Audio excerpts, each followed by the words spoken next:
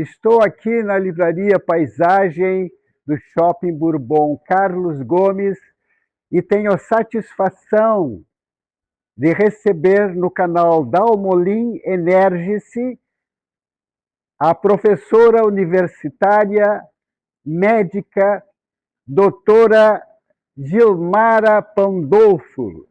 É uma grande alegria de estar aqui no canal Dalmolin Energice com a doutora Gilmara Pandolfo, professora de medicina da Universidade Fevale, no 8º semestre.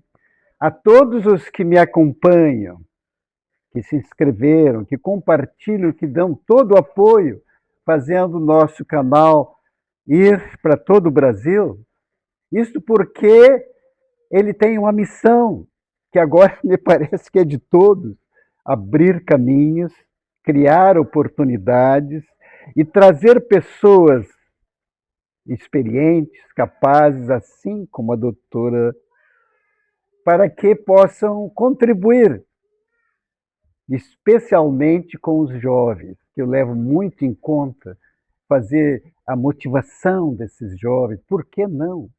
Por que não motivá-los para que as coisas boas aconteçam com eles?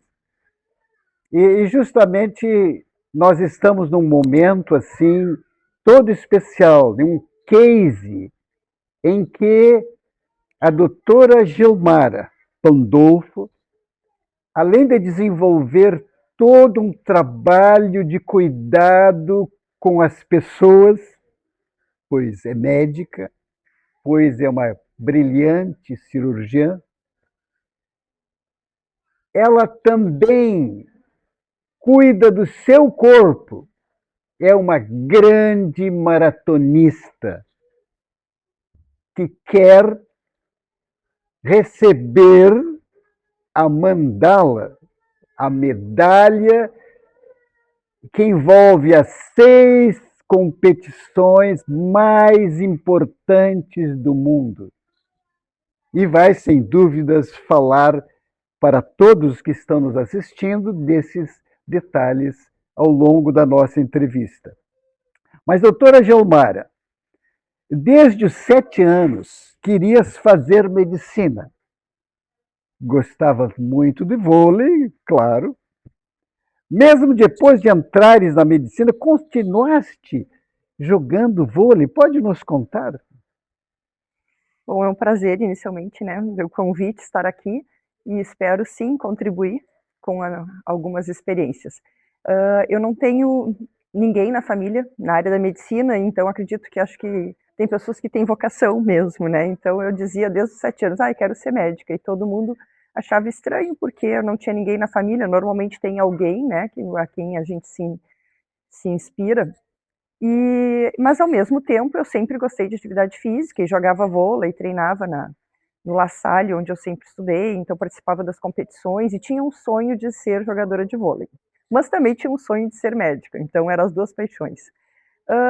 Como eu acabei não crescendo o suficiente, eu era meio naquela época, né, a minha posição. Inclusive o primeiro vestibular eu não entrei, a minha mãe me disse, bom, outros decide, né, se tu quer ser uma jogadora de vôlei ou quer fazer medicina. E eu realmente disse, não, a minha paixão maior é medicina, então parti estudei, passei, mas sempre Esses são tentando momentos delicados, na hora a gente tem que decidir o futuro. decidir o futuro. Isso, eu falo isso pro meu filho mais novo que está nesse momento, eu digo, é o momento que tu vai decidir o teu futuro. Mas, por outro lado, a paixão do vôlei, do esporte, e claro que daí com a faculdade ficou mais difícil, então eu passei a jogar dupla, aos finais de semana, quando eu tinha... Sim. O vôlei é um prazer. Tu joga na praia, tu joga em qualquer lugar. Isso. É uma coisa, não só um prazer de jogar, mas muito divertida. Você arruma amigos de toda parte. Com todo certeza. Mundo, vem cá, vamos jogar. Isso. Então, tentei conciliar durante a faculdade dessa forma. Mas para o então professor de anatomia do primeiro ano da faculdade de medicina, por que não citar o seu nome, professor José Pinto Furtado, 10 para ele, numa prova, é para Deus. 9 é para o professor. 8,5, bom, esse pode ser para o aluno. Contudo, desafiando, tiraste 9 em anatomia. E acompanhavas as cirurgias. Pode nos explicar como isto foi possível? E como vocês treinavam os trabalhos que iam apresentar na RIGS? Então, quando nós entramos na medicina, a gente, né, o estudante tem aquela ânsia de Aquela vontade de realmente, né, estar num curso de medicina. E o início é meio frustrante, porque a gente tem umas cadeiras que se afasta de uma certa forma da medicina. A gente tem bioquímica, histologia, que é mais em laboratório, sociologia, filosofia, nós tínhamos, que não são cadeiras, não deixam de ser importantes, mas o estudante de medicina, ele queria que era prática. Criar a prática. Então, a anatomia era a cadeira, né, que nos gerava uma maior paixão, assim, que nos aproximava mais mesmo da profissão que a gente tinha escolhido. E daí nós tínhamos 3 professores, tinha as provas práticas, que eram as mais temidas, e tinha o professor que era o mais rigoroso, né, o professor José Pio Furtado. E que a gente sabia que ele era o que tinha fama de, né, ser o ralador nas provas. E ele fazia esse comentário. Sempre tem alguém que é o ralador. O ralador. Então era sorteio, a gente morria de medo de cair com ele. Mas naquela época a gente tinha cadeiras bem espaçadas, então a gente tinha de manhã, de tarde, de noite, e eu sempre morei em Canoas, não tinha carro, então eu passava os 3 turnos na faculdade. E nas horas vagas eu ficava no laboratório de anatomia, que era permitido, dissecando o cadáver, estudando. Então eu sabia de forma minuciosa os detalhes, onde passavam os nervos, os vasos. E eu caí com ele, e na primeira prova eu tirei 9. Então foi algo que todo mundo... Mas como? É. Como? E aí, daí eu já gostei, né? Isso já virou uma paixão ali, já com a anatomia eu despertei a vontade eu vi que eu acho que eu quero fazer cirurgia, já no início. E daí eu conversei com ele me convidou para acompanhar o serviço, ele é cirurgião oncológico no Hospital Santa Rita, então sábados, quando tinha cirurgia grande, ou quando eu tinha o tempo livre da faculdade, eu acompanhava. Assim como outros estudantes da fundação, né, que é do lado, e ele nos convidou para apresentar trabalhos para o congresso da sociedade. Primeiro eu apresento para mim, para que eu julgue. Isso mesmo, para congressos da AMRIGS, que é da Associação Médica, né, do Rio Grande do Sul. E nós, imagina, no primeiro ano de faculdade, então a gente tinha que treinar para ele e para a equipe dele, para não fazer feio no congresso. Não, perfeito, perfeito. Doutora Gilmara, embora tenhas feito 6 anos de medicina na PUC, 3 anos de cirurgia geral também na PUC, os pacientes diziam que eras muito jovem para realizar as cirurgias, incrível, né? Aí tu resolveste prestar uma prova para a residência de coloproctologia, onde foste aprovada na PUC e fizeste residência por mais de 2 anos. Podes comentar? Claro. Bom, eu terminei a faculdade com 24 anos e bem jovem. E eu tinha um rosto de mais jovem. E claro, naquela época... E, aliás, continua. Obrigada. Eu vou fazer 28 anos de formada, então naquela época a cirurgia, mulher na cirurgia tinha muito preconceito. Hoje diminuiu muito isso, mas naquela época tinha bastante. Então os pacientes ficavam apreensivos e eu achava mais que era por ser mulher. E eles, não, a senhora é muito nova. Muito jovem. É muito jovem. E eu, tão capaz e tão jovem. Tão jovem. E eu sempre, desde o primeiro ano, eu vi que eu queria fazer cirurgia, né? Então, minha paixão. Mas eu vi que seria difícil, mais uma dentro da área da cirurgia geral, que é tão amplo. Então, no meu mês de férias, que a gente tem direito, eu pedi para passar a fazer estágio na coloproctologia, para eu ver, porque eu sempre gostei de cirurgia grande, intestino, cirurgia abdominal. E eu me apaixonei pela procto. Incrível. Então, eu prestei prova e passei. Então, na verdade, eu fiz 5 anos de residência. Eu fiz 3 de cirurgia geral e depois 2 de coloproctologia. Oh, que maravilha. Além dos 6 da medicina, né? Perfeito. Doutora Gilmar, passaste então a te dedicar exclusivamente à tua especialização e fizeste residência em cirurgia geral R1, R2, R3. E como R3 era a médica que fazia todas as cirurgias mais complexas. Depois fizeste uma residência em coloproctologia, onde por 2 anos passaste a ser R única, ou seja, tudo que acontecia no hospital da PUC relacionado à coloproctologia, eras a única responsável. Podes relatar como conciliava as tuas atividades de atleta e corrida com toda essa atividade profissional? Claro. Então, como eu disse, eu sempre joguei vôlei. Quando eu entrei na cirurgia geral, foram 3 anos bem difíceis, assim, foram muito prazerosos, mas por outro lado, era uma carga horária muito pesada, nós tínhamos muitos plantões, a gente operava até tarde, então foram 3 anos que eu praticamente não consegui fazer atividade física. Isso foi bem ruim nesse sentido. Na coloproctologia, eu era a única residente, mas eu tinha um horário, que era até às 19 horas. Então, a partir dali, eu percebi que, não, posso voltar a fazer atividade física. E foi onde eu comecei a correr, por incentivo até do meu orientador, que já corria. Então, Então, tu não tinhas pensado em correr, foste correr porque naquele momento era uma das soluções para te manter fisicamente bem. exatamente, porque o vôlei tem essa questão do horário, que tu precisa de mais de uma pessoa, conciliar, né? E eu tinha essa questão do BIP, que se me chamassem, eu tinha que interromper o que eu estava fazendo e voltar para o hospital. E a corrida é algo mais solitário. Então, eu corria e se me chamassem, bom, eu tinha que interromper a corrida e voltar para o hospital. Mas eu daí, a partir dali que eu comecei a correr, a participar de competições e onde eu me apaixonei pelo esporte. Perfeito. Doutora Gilmara, como precisavas te manter a forma, saías do hospital e ias correr, mesmo no inverno, não tem tempo ruim. Ou ias correr ao redor do shopping Iguatemi, porém levavas o bip que mencionaste. Se ele tocasse, tinha que sair correndo. Pode nos contar? Sim. Como eu tinha que chegar muito cedo no hospital, então de manhã cedo não dava, então eu deixava para correr depois das 19. E eu sempre morei em Canoas, então eu levava mais ou menos 1 hora para voltar a Canoas no fim do dia. Então, já era noite, no inverno, e eu corria num parque, em Canoas, que tem o Parque Getúlio Vargas, que é chamado de Capão do Corvo.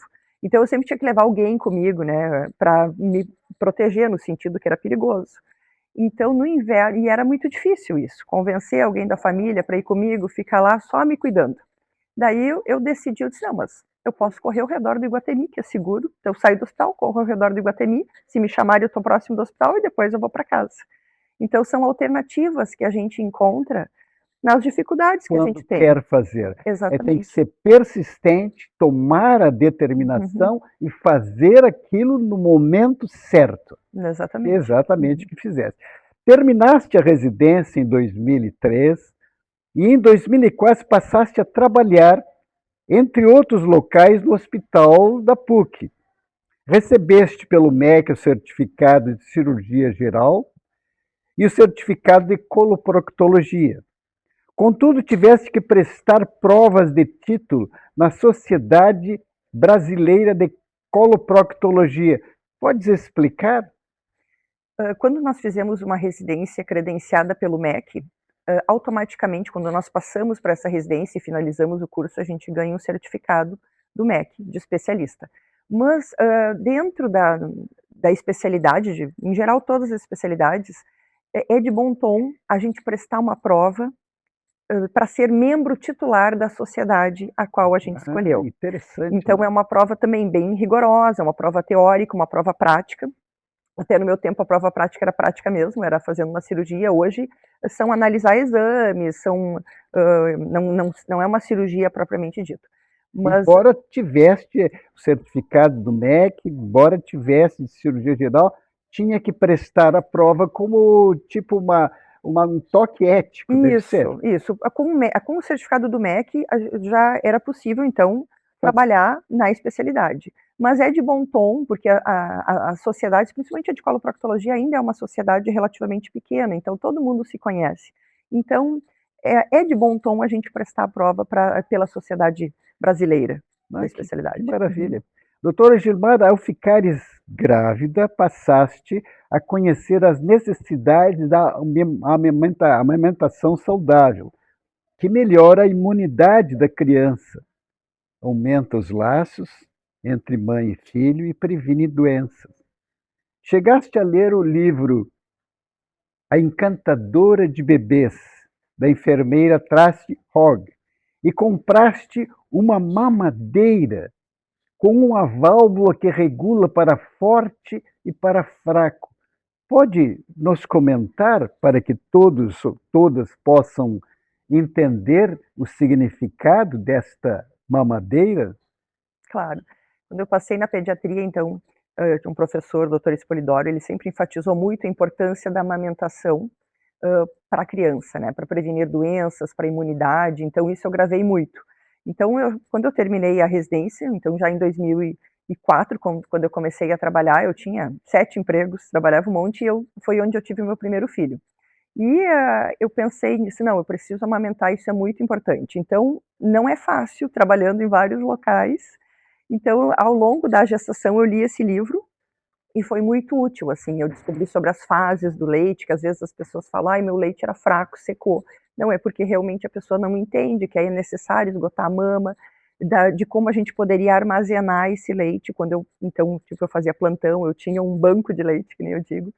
E se a gente começa a dar uma mamadeira comum, como é fácil para o bebê sugar na mamadeira comum, e na mama ele precisa fazer força, a tendência da criança é deixar o peito. Isso é importante É. passar para todas as pessoas, muitas mulheres que talvez estejam até grávidas ou que possam ficar, esse detalhe que tu colocaste da facilidade que o nenê tem na mamadeira, que não é uma mamadeira especial, e aí deixa o peito, porque o peito tem que fazer mais esforço. É. Então essa mamadeira, ela tinha uma válvula que a gente podia regular o fluxo embaixo, médio ou alto. E daí, então, esse banco de leite que eu fazia, porque, por exemplo, quando eu estava de plantão na PUC, então eu ia no lactário, esgotava a mama, botava numa caixinha térmica e levava para casa, e eu deixava esse leite em casa com a babá para ela, então, preparar nessa mamadeira especial. Então consegui amamentar, que o ideal, né, pelo menos 1 ano, e até o 6º mês, um leite materno exclusivo. Então, meus 2 filhos eu consegui dessa forma. Ai, que maravilha. Uhum. Doutor Gilmar, recomendas que para alguém se dedicar às corridas, precisa, além de fazer um check-up completo, ter um acompanhamento com uma planilha de um profissional, não correr todos os dias e fazer tiros longos graduados.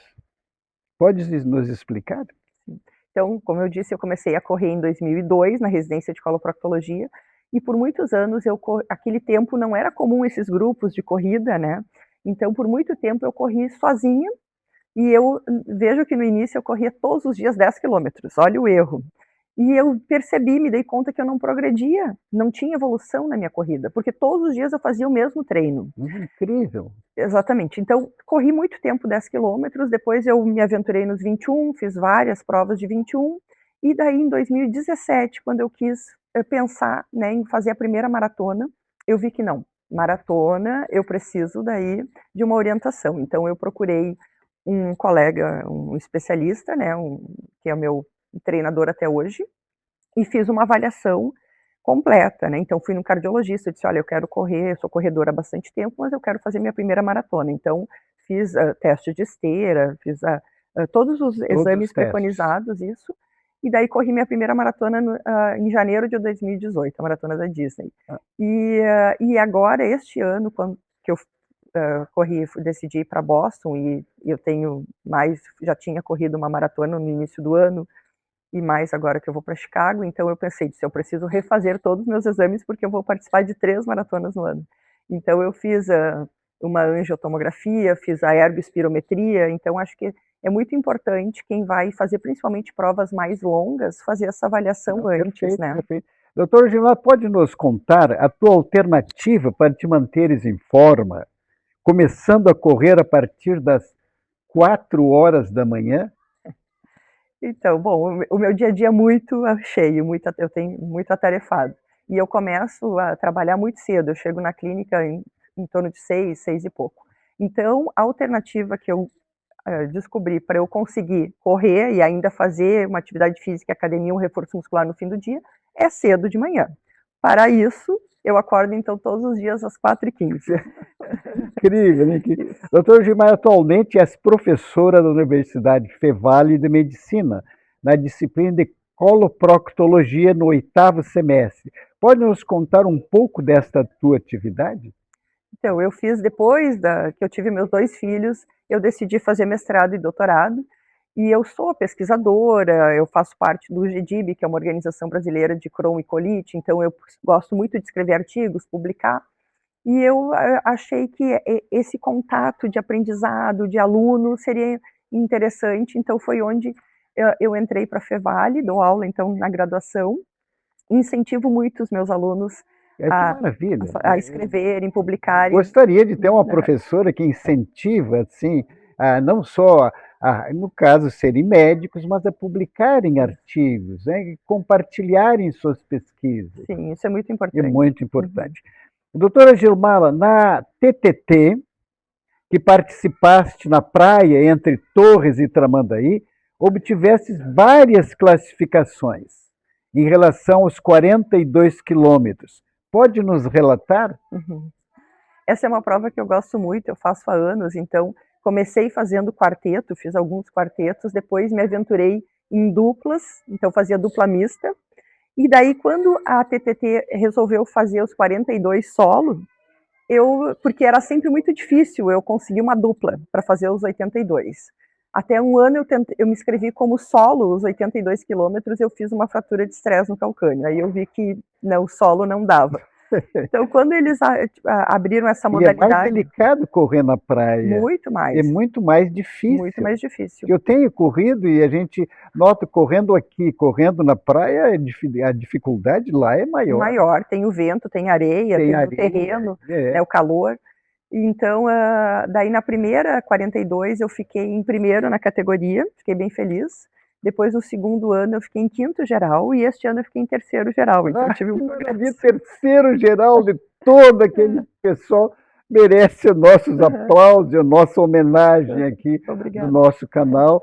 Realmente precisa estar em forma e me parece que estar em forma foi exatamente que tu persististe em fazer corridas, levantar cedo, fazer o longão os fins de semana, que é fundamental. Mas, doutora Gilmara, o grande sonho de um maratonista é conseguir a mandala, que é a participação nas maiores maratonas do mundo.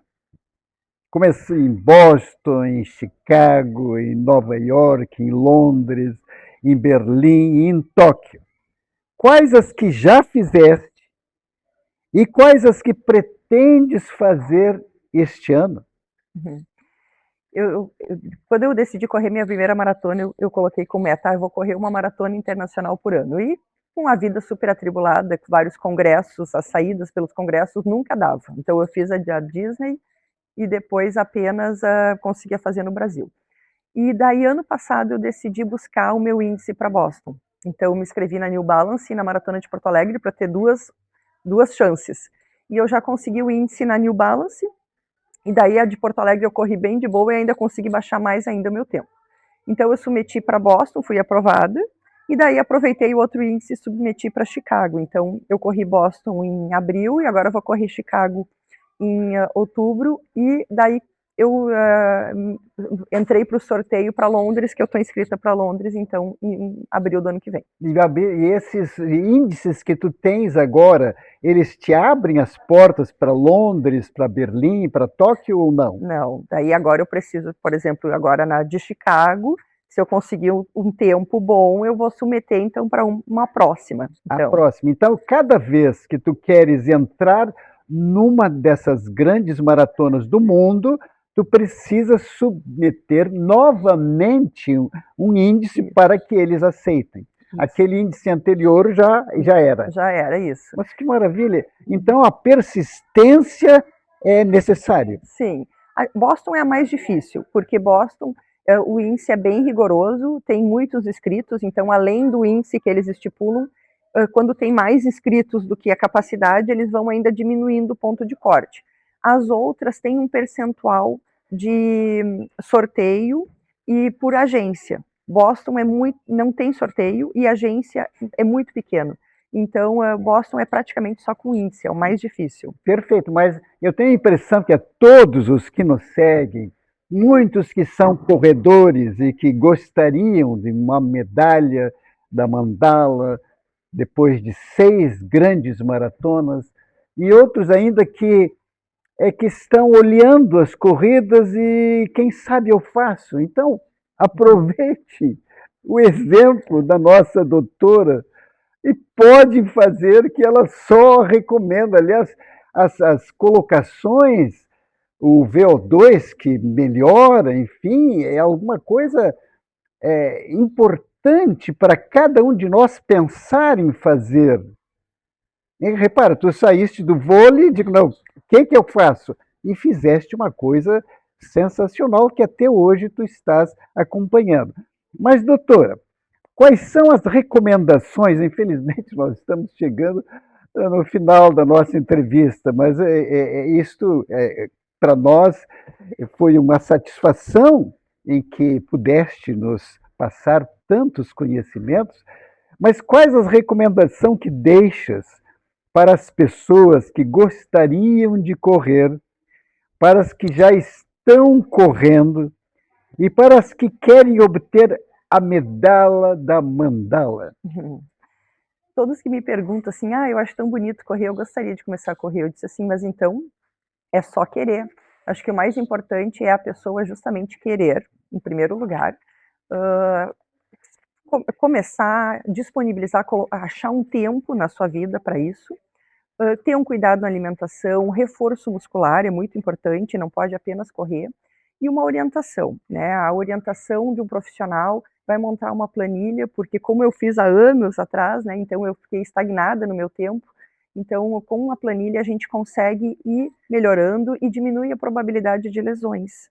E a gente precisa ouvir o nosso corpo também, né? Então quando ele nos dá sinais de que a gente está indo muito forte, muito rápido, devemos então dar um passo atrás, mas é possível para todo mundo, basta querer, basta ser persistente e com a ajuda de profissionais habilitados para isso. Né? Isso é importante, que ouvir o corpo, eu tenho a impressão que nós temos que seguir as orientações da doutora Gilmara, porque não só para a corrida que se tem que ouvir o corpo, se tem que ouvir o corpo para tantas outras atividades que a gente desenvolve.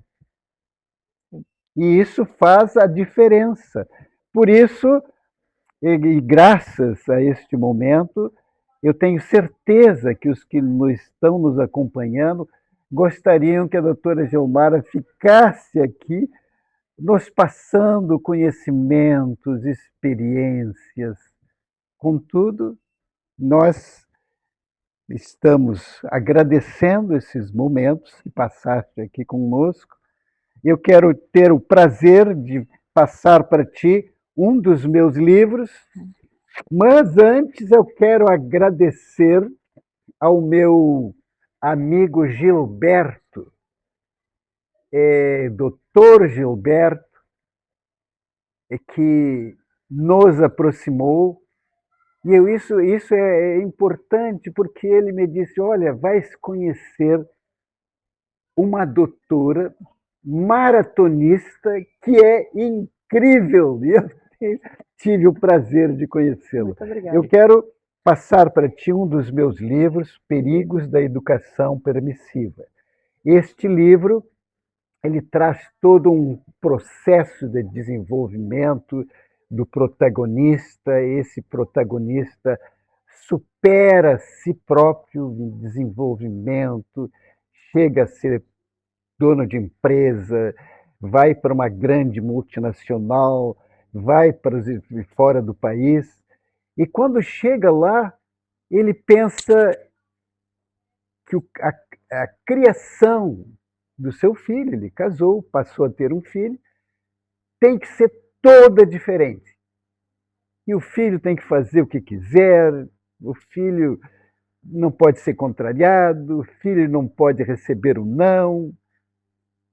E a partir daí, o livro vai contar os perigos de um tipo de educação permissiva. Excelente. Com certeza será muito bem apreciado. Olá, meu nome é Gilmara Pandolfo Zabotti, eu sou médica faloproctologista, faço parte do corpo clínico do Hospital Moinhos de Vento. Acabei de completar minha 8ª maratona, 42 quilômetros, 195 metros. Estou muito feliz porque eu consegui meu índice para ir para Boston. É importante, depois de uma prova longa como essa, se hidratar bem, fazer uma dieta leve, tem aqui na estande mesmo, tem as botas para dar uma aliviada, para dar uma liberação muscular, gelo e repouso. Nessa semana eu vou ficar off, não vou correr, e a partir da segunda semana daí a gente retoma os treinos. Poder ter representado o Hospital Moinhos de Vento nessa maratona foi uma alegria, porque saúde é isso. É sempre se movimentar, é coragem de fazer essas provas e é equilíbrio, a cabeça é muito importante.